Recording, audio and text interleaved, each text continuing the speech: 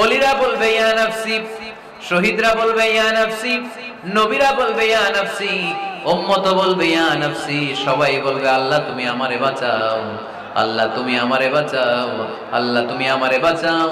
ঠিক ওই মুহূর্তে বিশ্বনবী প্যারা নবী মাকামে মাহমুদে সিজদায় পড়ে কাঁদবে।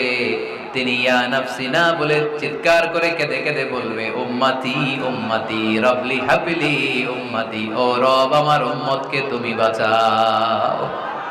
পুরো কিয়ামত জুড়ে চিৎকার ইয়া নাফসি আল্লাহ আমারে বাঁচাও। বিশ্বনবী বলবে ইয়া উম্মতি আল্লাহ উম্মতরে বাঁচাও।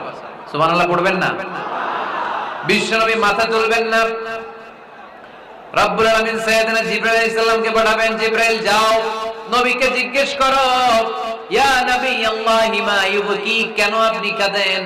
বিশ্বনবী মাথা তুলবেন না, সিজদারত অবস্থায় উত্তরে বলবেন উম্মতি উম্মতি, আল্লাহ আমার উম্মতের